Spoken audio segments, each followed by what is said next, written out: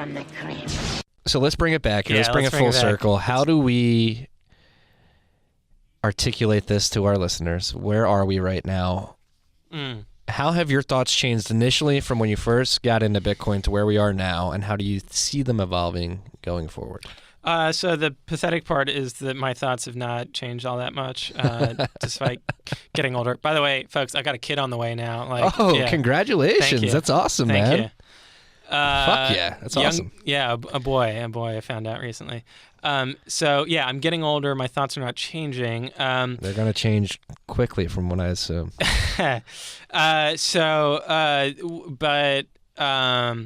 Where we are today,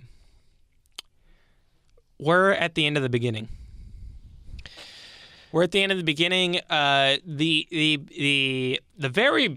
beginning of the beginning was until Satoshi left. Mm-hmm. The middle of the beginning was, I think, until what I'll loosely call the macro hedge fund guys got interested. Mm-hmm. I think that the turning point was when Kyle Bass came out and said he changed his mind. Folks, on Real Vision, if you haven't watched that interview with, who was that, Grant Williams? Yeah. You gotta look it up. It's a great one. Yeah, go out. He goes deep into China on that too, which is very interesting as well. Fantastic podcast.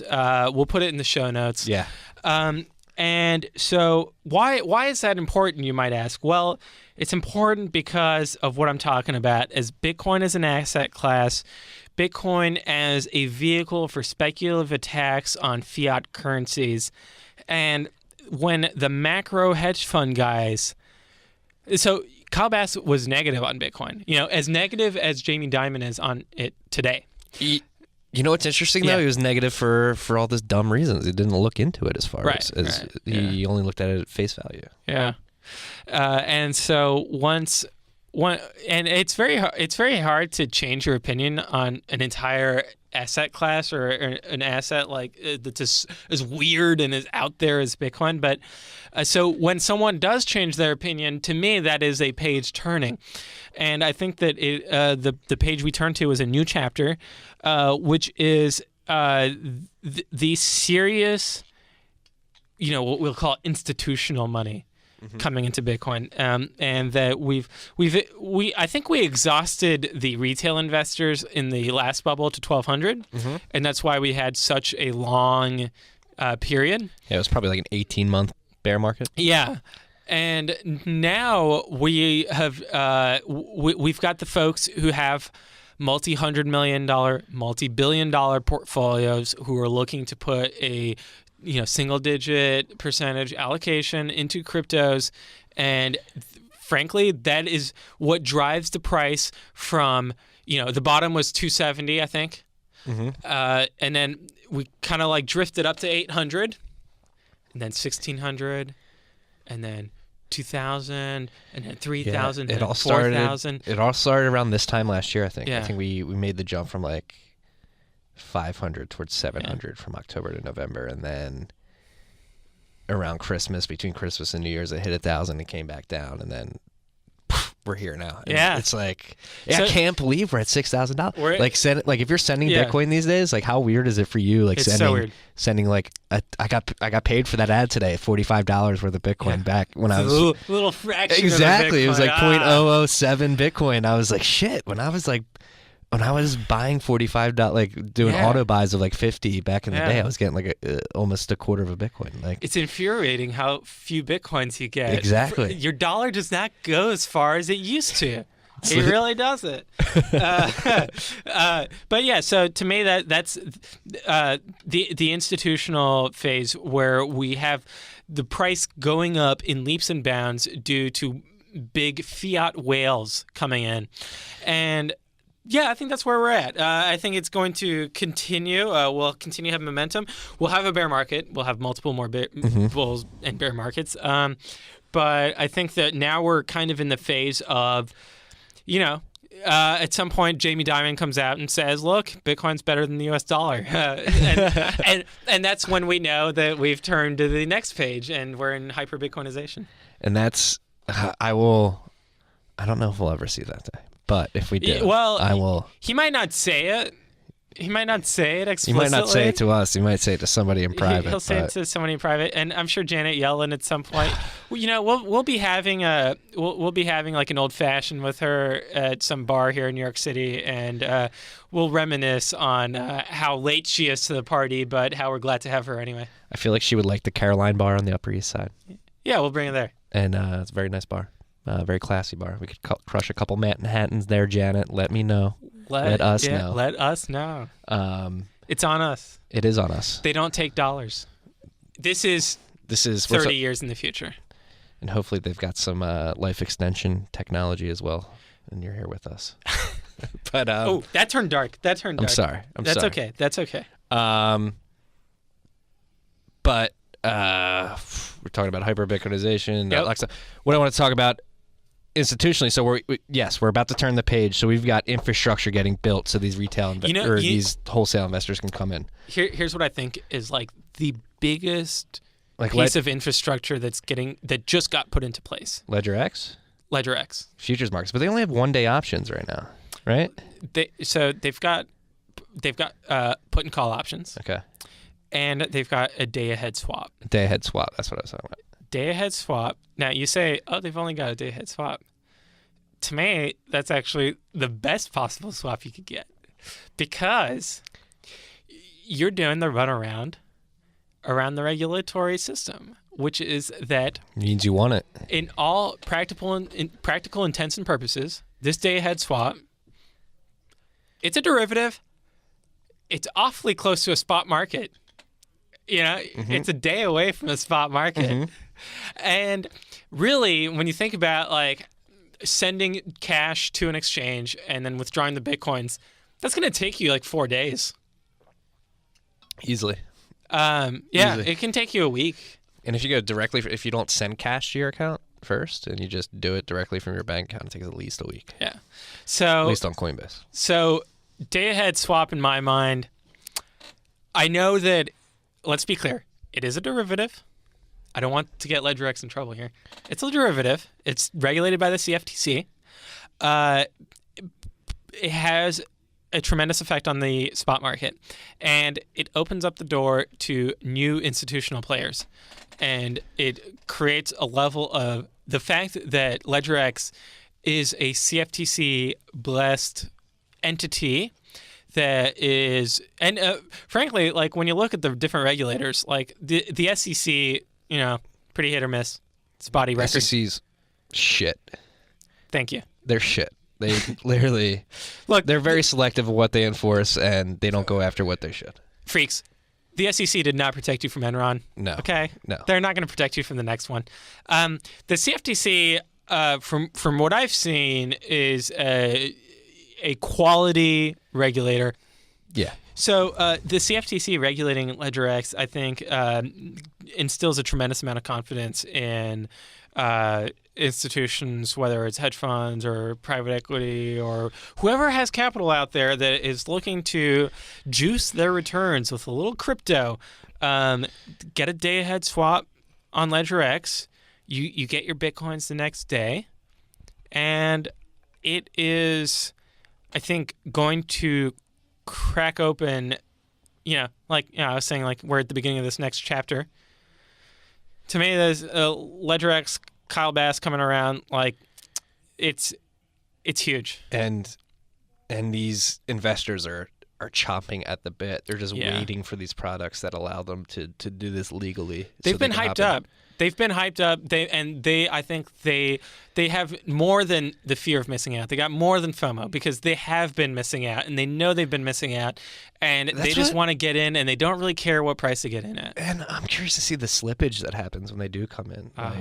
Yeah, how big is that going to be? Like the massive amount of money that's coming in. Like some people are saying there's like $500 billion like waiting to come in. That would be 5x what we okay, that gives us instant hyper-Bitcoinization. Yeah. But if we have a fraction of that, we're talking about huge price moves. Yeah. And then let's get into it. Yeah.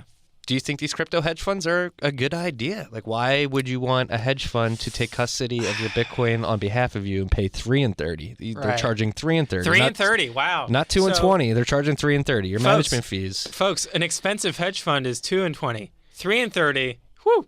3 and 30. I've talked to some people starting crypto hedge funds, and their management fees are going to be 3 and 30. Some of the more. That's egregious. Some of the less egregious ones are doing 2 and 30, but the performance fee is 30% across the board, from what I've heard. So there's different considerations there. I think that like what I would call the normie case for these hedge funds is that, hey, they're gonna go out and they're gonna research all the altcoins for you, so you don't have to do it. Those hedge funds are going to have the same experience as most altcoin investors. They're going to get burnt. Sorry for your loss. And the amount of crypto hedge funds that are being started, like the amount of conversations I've had around it, like it's and the best part about it, I mean, it's a little Schadenfreude. What is it? Schadenfreude. Yeah. A little Schadenfreude. German word. But it's a little like it's people that found Bitcoin earlier this year, right? When above 1,000, they're usually rich, well off. Went to prep school, went to a good college, went to a Harvard and Ivy League, and they're like, they figured out this market in 7 months, and they're going to start a hedge fund and start. They're going to get humbled. And that's. Yeah, and I'm interested to see how that plays out. Yeah, I mean, the best case scenario is that they match Bitcoin's performance, right? That's kind of the. But do you think the ecosystem could survive? Because I have a feeling Bitcoin itself will get blamed for, the failure of these funds. I think that there's been enough failure around Bitcoin and crypto that that won't be an issue. I think though that there is the case that these hedge funds are just going to be investing in altcoins and trying to make they're going to be like prop trading.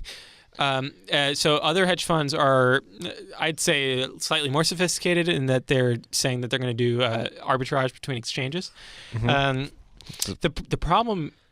And because I've researched this issue too. It's like, obviously I want to make money. So I was like, oh, well, what if I arbitrage between exchanges? The risk there is that your capital is tied up in doing this arbitrage while the price is going up, and you're missing out on massive gains because you're trying to pick up nickels, between exchanges. What do we have? A $1,000 candle the other day? Yeah. And you can get caught up in that bullshit. Like, that's why. Again, and I think it was 2015, midway through, I was like, all right, I'm fucking done trading. I'm putting this stuff in a Trezor. I'm just going to keep adding to it. I'm not going to sell any of it. I'm just going to keep adding. There's a reason there's spreads between the exchanges. It's because it's not entirely rational to be trying to capture those spreads. Markets, generally speaking, are a little efficient. Mm-hmm. So, and then I think the third kind of hedge fund is essentially a vehicle for hodling. While could you imagine paying a 30% fee for hodling though? Well, okay, 33? So the 30% is when you exit, right? Yeah, when those gains are realized. 3%. You're paying 3% a year to hodl. Let's call it a 3% fee to hodl. I could see that if I'm not tech savvy and this is a small, tiny percentage of my portfolio, that I outsource it and I pay a 3% fee. Mm-hmm. Reasonable. I don't know which hedge funds are that. Which hedge funds. And then you get into the fact that they're honeypots now. They're huge honeypots for hackers. And there's not just external hackers. There's internal hackers. That's true. And there's people who will just walk away with your money. They might have been registered with the SEC. They might have appeared as a completely legitimate. You might have known them. You get a before Bitcoin. You get a disgruntled system admin. He's walking away with your wallet.dat file. Look, if it was easy for Madoff to do, it's even easier in crypto to walk away with cash. You could buy a new identity. Yeah. Move to the Bahamas and nobody will ever see you again. And be. I went on vacation to Bermuda, and actually I would go to Bermuda before Bahamas. look, if I was advising a high net worth individual on how to get involved in this space, I would go cypherpunk on their ass. Yeah, I would tell them, hey, look, let's set up a server in your basement. Let's put a full node up. I'm gonna, let's talk about server security. Let's talk about firewalls. Let's, if you want to get into the biggest wealth creation of the history of humanity, sorry, but you're going to need to bone up on the technicals a little bit, and especially if you're putting in $1 million, because that $1 million might not mean a lot to you. It's going to be $100 million in 10 years. Yeah. It's going to be $1 billion in 10 years. You don't even know how much wealth you're putting on that server. Do you really want it to disappear overnight? It doesn't mean a lot to you, but it might mean a lot to your descendants at some point. And yeah. And in that same vein,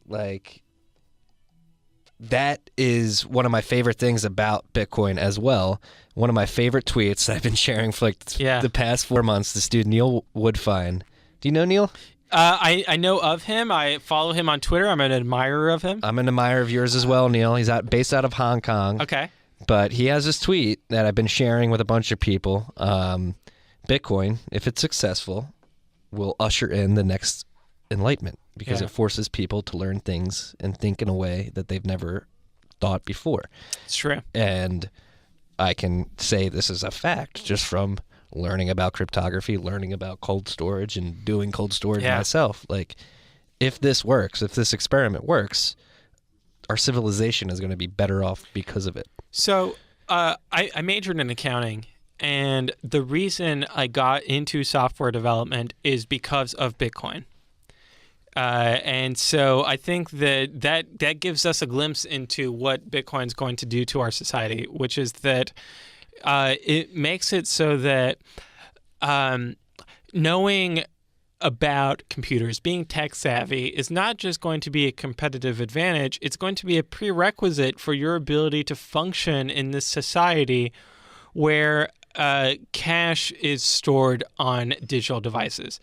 And there's only so much that can be done to secure those devices, because at the end of the day, you're going to be outsourcing that work to other people if you're not doing it yourself. And I think that it's incumbent upon any of our listeners today to start thinking seriously about the fact that now is the time that you need to learn more about computers. This is 100% true. If Marty's going to give you any advice, it's start learning about computer science and how this stuff operates. I didn't start learning. I didn't learn HTML and CSS till I was 22 years old. Yeah. But if you're looking at where the world is and where it's going, it should be 100% obvious to you that you're going to need to learn. Kids are going to stop learning Spanish and French in grade school, and they're going to start learning JavaScript and Java and C++. Right. This is what needs to happen going forward. We live in the information age now, and this is the natural progression of where things are going. Yeah, Mark Andreessen said software is eating the world, and I think that Bitcoin is just another example of that. But to me, it's kind of the penultimate example. It's just the end-all, be-all in software eating the world. Yeah, because of just how huge money is in its role in our society. And I got a couple reader emails here in line with this topic. One topic, cold storage. So one topic I'd love to see covered on Tales from the Crypt is securely storing Bitcoin and other altcoins. I've read 20 plus articles on the subject, and I still don't really understand what a wallet is and what I need to do and how to do it. Just thoughts. Thanks. So we're going to go into cold storage. I guess we got to start with what is a wallet, which is a very interesting question because that is basically it's just a GUI interface that interacts with the protocol, correct? Well, we can get even more basic than that. A wallet is a set of private keys. Mm-hmm. So, a set of private keys is just, several private keys. And a private key is a series of numbers and letters, capitalized and uncapitalized. And so that is the bare bones of a wallet is your private keys. So the reason that securing a wallet is important is because the wallet contains private keys. And so the private keys are what allow you to spend Bitcoins. They unlock Bitcoins from a certain, output on the blockchain to a new, as an input into a new transaction. And so I can't stress enough how important it is that these private keys, as their name implies, remain private, and you are the only person who can access them. So then when we think about, okay, well, now a wallet is a set of private keys, and there's a variety of ways of storing numbers and letters. At one extreme, I'm not necessarily advising people to do this, but consider the possibility that it might be the right solution for you. You take a brick of metal and you stamp numbers and letters into it. You stamp your private key onto this brick of metal.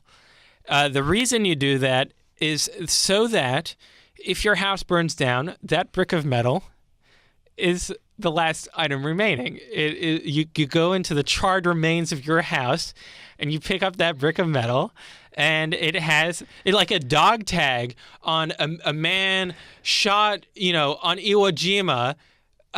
It has his name. It's akin to this. Yes, that is your Bitcoin private key. The dog tag. Would a fireproof safe suffice? So let's go to the next notch in this continuum. So you print out a paper wallet. So basically, you print out these numbers and letters on a piece of paper, or if you're paranoid about printers, you write it out. Yes, it's true. Especially printers hooked up to Wi-Fi. Printers hooked up to Wi-Fi, to Ethernet, to USB, because printers actually have memory built into it. So this really gets into like, how paranoid are you? How much money are you talking about? And I think as I go through this continuum, it's very important to keep in mind that these decisions depend a lot on what threats do you think there are out there for your money, and how much cost do you think that those threats are going to incur to get a hold of your money? So all right. So let's say you write out your private key onto this piece of paper. Piece of advice: laminate it. Okay? Yes. Laminate it, because paper will wear and tear with time. And then you put it in a fireproof safe. There's a number of options for fireproof safes. Take a look at the rating. Maybe 30 minutes is enough for you. Maybe an hour is better. Do your research. Depends on how flammable your house is. And also, like, when you're doing your research, like, look at putting a fireproof. They've got like these briefcases, a fireproof briefcase. Like, I call it a briefcase, but these things are like 50 pounds. And then you put it inside your fireproof gun safe. Whoa. See, now we're getting ultra cypherpunk here. Yeah, so like there's and then you bolt down your gun safe to your basement, and like you can take this to the nth degree, and then how safe is your gun safe? Is it resisting someone hitting it with a hammer for an hour, or is it resisting a highly trained safe cracker for 3 hours? And then you really get into like bank security, right? Like vaults. Mm-hmm. And I'm sure everyone here has seen like Ocean's 11, and that's kind of what we're talking about. Like, if you're remember, I'm the Brad Pitt. I'm not Matt Damon from Ocean's 11. We talked about this in the first episode. You got a we Brad touched Pitt on. look to you. I can eat and talk pretty well as well. Fantastic. There was actually a homeless guy on the Upper East Side that thought I looked like Brad Pitt, so that's what the story's referencing. There you go. So if we want to go to an Ocean's 11 level. Yes, you can go to an Ocean's 11 level. And really, it's about what is the value of the Bitcoin stored on those private keys. Okay, so let's dial it down a little bit. That's a little hardcore. We're talking about really cold storage here, folks. And so if we dial it down a little bit, we get into hardware wallets. I personally have never used a hardware wallet. Really? I was initially very skeptical of hardware wallets because it seems like they have a target on their back. They're advertising themselves as something that you store money on. It's true. Seems like that would get intercepted in the shipment, or even the creator of the hardware wallet might. But I've heard so many people speak glowingly of it that I won't trash it on today's show. I'll say I own a Trezor. Yeah. I own a Trezor. I've used Trezor. And for me, you would know better than I because you can read code and you can actually audit the code. But for me, Trezor is run by Slush, who, for those of you that don't know, he created the first Bitcoin mining pool. Yeah. He's a very good dude, in my opinion, from what I can tell. And Trezor is completely open source. So, in my opinion, as a Trezor holder, that's something that could be constantly attacked, and there's eyes on it at all times since it's open source. And if there were to be a flaw, which has happened, it would be discovered and found pretty quickly. And with the hardware wallets, in my opinion, like you're most at risk to somebody stealing it physically. So as long as you can protect it from being physically stolen, you're good. Yeah, that's a good point, because think about your home security. And frankly, this isn't just about Bitcoins.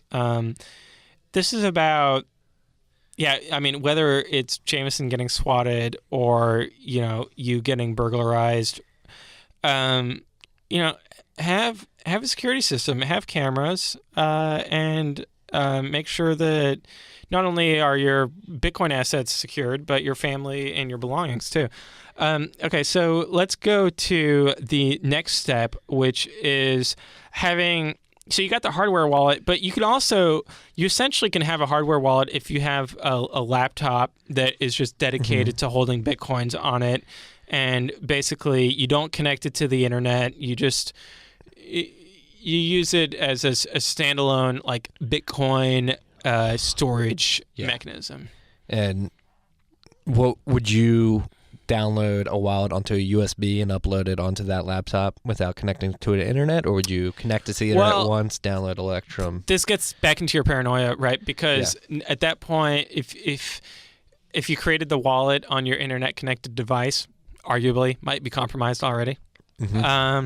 So you got to think about there are mechanisms for essentially you create the wallet on the laptop without ever being connected to the internet, just via the terminal. And you download the software.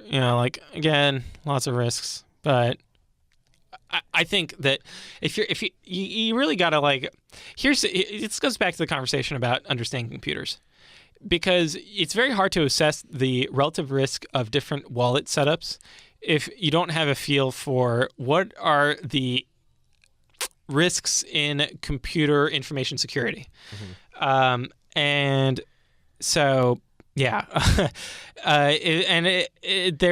so many different complications to it. What operating system are you running? Are you even like what was the manufacturer of the laptop? You can go down to the chip who's manufacturing the chips. Yeah, that's the big thing we had with Bitmain earlier this year with Amplead and stuff like that. Yeah. Is there a backdoor on the chip? Is there something else going on? So there's the dedicated laptop, and then there's just download Bitcoin Core, put it on your desktop, and send Bitcoins to it, and whatever. So that's kind of the next step, and then you've got mobile wallets. I use Green Address. Green Address seems reasonably secure, and you just here's one thing. You're using these less secure wallets, whether it's on your desktop or on your mobile. Make sure you back it up. Plenty of people have lost Bitcoins from erasing their phone or getting their phone stolen, or accidentally erasing their hard drive or throwing their hard drive out that had Bitcoins on it. Back up your wallet. You're just as at much risk of losing your Bitcoins accidentally than getting hacked. Yes, that is a very good point to make. And don't only back up your wallet, back up, if you're using 2FA, back up your 2FA key as well. That happened to me once. I got screwed. Ouch. It's a lesson you only have to learn once. Yeah. Write down, so if you use Google Authenticator, you can physically write down recovery keys so you can get access to your codes to give you your 2FA authorization. I just want to finish with do all of the above. Mm-hmm. Diversify in a sense. So let's break it down for these freaks. What would you recommend to the average non-technical, tech illiterate Joe Schmo who's buying Bitcoin on Coinbase most likely, but doesn't want exchange risk? Okay. So my first instinct is if you've got an iPhone, you guys, of course you guys have heard about the fappening. Okay. I know you freaks have jerked off to these celebrity pictures. Okay. And they got hacked, and they were using iPhones, and their iCloud accounts got hacked. It's a fun week. Yeah. Exhausting week. The fallout from that was that Apple dramatically dialed up the security on the iPhone. Really? And that's why there was a controversy about whether the FBI should be able to access an iPhone if the person's not putting in their PIN. And so, like, if the FBI can't get into your iPhone, guess what? Hackers can't either.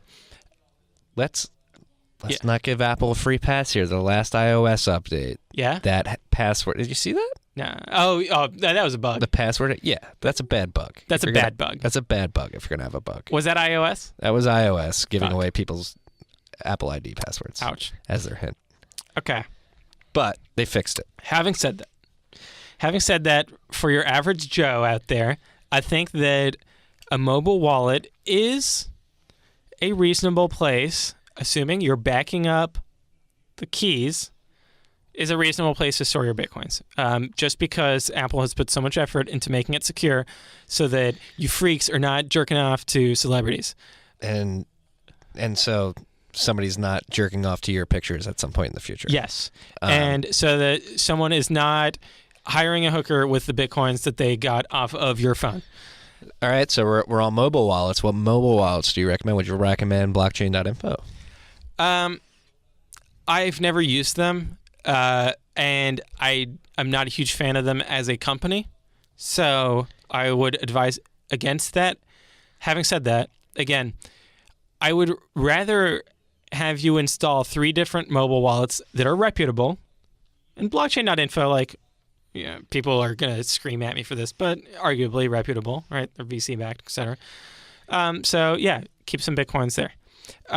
There's Green Address, which I think is more reputable than blockchain.info, and that's the app I use personally.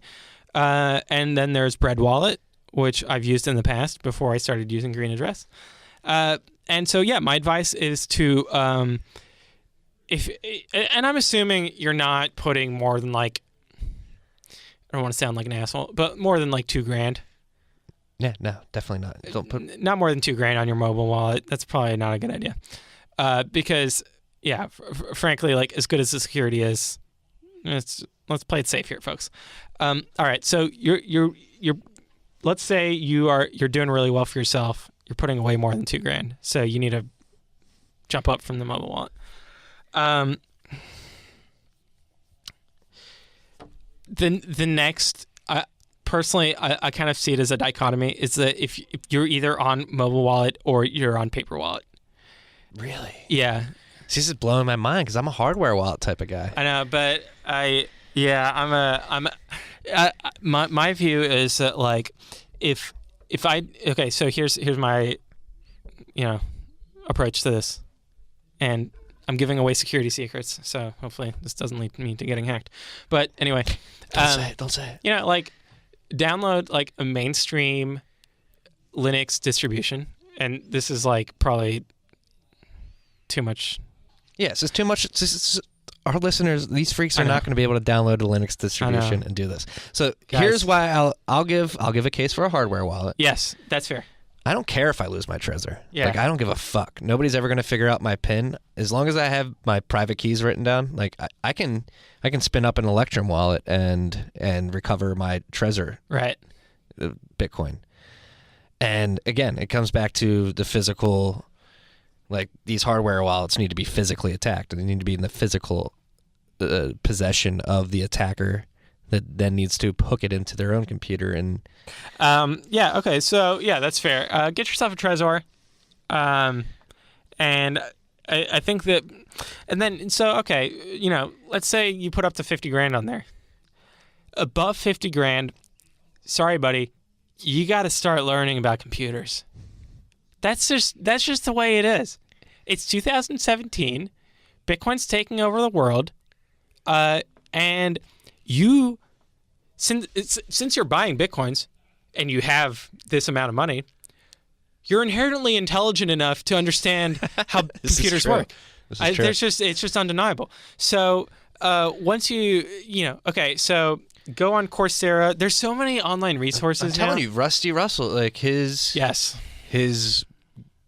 Idiot's Guide. Let's add that to the show notes. We gotta link to that. I'm gonna put this in the show notes. He goes to the Unreliable Guide to Bitcoin Cold Storage. It's a funny title, but he goes in depth. Like if you want to go like super schizo paranoia and create your private keys with the roll of a dice and create your passwords. That in terms of, okay, so hey, you freaks probably don't know this. Computers have a very hard time generating random numbers because, as I was saying earlier, they are extremely logical systems. And in an extremely logical system, it's very hard to get random numbers. So you get your Las Vegas casino dice that by law must be purely random, right? Yeah. Even though I know you guys have had bad experiences at casinos and you've lost money at the craps table, but those dice are honest. I'm telling you. It's one vice I'm happy I never had. It was a gambling habit. And so you create your private keys using dice. But what I was going to say, I lost track. Oh, this whole discussion is moot because most of you are going to lose your Bitcoins by sending it to a scammer, okay? You are going to get manipulated. You are going to get socially engineered into sending your Bitcoins to a scammer. And that's how you're going to lose your Bitcoins. Not by someone tapping into your internet connection and, sending you some fake data about, like, et cetera. Like, it's not going to be a sophisticated hack. And I saw this when I was working at BitPay. BitPay got hacked for millions of dollars worth of Bitcoins. Today, it's tens of millions of dollars worth of Bitcoins, right? And here's how they did it. And the reason I can talk about this and that it's not like under an NDA is that they decided to sue. BitPay sued the insurance company that was providing cybersecurity insurance because the insurance company refused to cover. Right, and this goes back to my point. Like, you're not going to get hacked by a cyber attack. You're going to get hacked by social engineering. What was the social engineering attack? Here was the social engineering attack. A Bitcoin reporter, won't mention his name, protect the innocent here. I don't know how innocent he was. Sent an email to the CFO of BitPay. That email said, hey, can you please comment on this news story? And it had a link to a Google Doc. That link to a Google Doc was not a link to a Google Doc. It was a link to a phishing website that looked like a Google Doc. And thus, the CFO entered his password and his two-factor... Google password and his two-factor authentication, and then just saw an error message and thought nothing of it. So did this hacker have to use that 2FA like within 20 seconds? Like, is that how it works? Yeah. Like, I mean, he probably wrote a script that did it instantly. Okay. Like if he just got it, like he'll have a script that will just do it. Okay. He doesn't need to be awake. And yeah. So this is a classic phishing. And then he was in. And so once he was in, he just held back and like watched what was going on. He logged into the Slack, into the CFO's Slack, account, and he sat back and watched how money gets moved around. What is the protocol? And he realized, hey, look, the protocol is really loose. all I got to do is talk to the CEO, chat the CEO, Stephen Pierre, and be like, hey, Second Market is buying Bitcoins. They need 1,000 Bitcoins. Can you send it to this address? CEO's like, oh, okay. Sends the Bitcoin to that address. Holy shit. Wow. Happens repeatedly. They should have been focused more on security and less on Super Bowl parties. No comment. I won't make you make one. And on that note, we've been here for 3.5 hours. It's been a good conversation. Yeah, it's fun. I think we're gonna have to chop this up into 3. Thank you for bearing with me as I get more comfortable with this podcasting game. Thanks for bearing with me as I get deeper into this wine bottle. It's gone. You can't get much deeper. It is gone. If we did, we'd break some glass here on the Break bar some glass. But yeah. So I think I'm probably gonna have to break this up into a few episodes, which I'm very happy about. You freaks out there, I want to thank you for listening. I know this was a dense conversation. We covered a lot. I tried to keep it light, but I know that I get onto rants. Ranting's good. And this is a topic that people get passionate about. And you're not with the studio and me, but if you see Pierre's passion in the way he's going through these arguments and explaining this, like, it is visible, it is palpable, you can feel the energy in the room. And this is something, again, that keeps bringing me back to Bitcoin, is the energy around it. There's some aurora around it. There's definitely something happening here. And like you said, you argue that it's one of the biggest things in human history. Yeah. I've been arguing one of the biggest things in the last 500 years, but I might extend my timeline a few 10,000 years to accommodate that, because there is a good argument to be made. We're dealing with some weird stuff. Like I said in the last episode, in the first 2 parts, nobody's an expert on this. No. We're still figuring out what we have in our hands here. Folks, I'm talking out of my ass. All right. Talking out of my ass. I'm making shit up as I go. You're not talking out of your ass, and you're not making shit up. You're making very informed decisions, but the sort of universe of variables that informs those decisions keeps getting bigger and bigger. That I don't know. That's true. But with that being said, I want to thank you guys for joining us. Pierre Rochard, co-founder of the Nakamoto Institute, very good software engineer. Find him on Twitter at Pierre_Rochard. That's PIERRE_Rochard, ROCHARD. If you haven't already, get on the Nakamoto Institute. Check out everything on that website. Read that website front page to back, and keep learning. I mean, that's all I can ask of you freaks out there is keep trying to learn. I assume you listening to this podcast is an extension of that, and I thank you for spending some time with us. So, Marty, thanks for having me on. Audience, thanks for bearing with me. Hope to be back on. Hopefully, we'll get more into pegging the next time you're on. Oh boy. I'm kidding. All right. That's all we have for this week. Peace and love. Awesome, man. That was a while.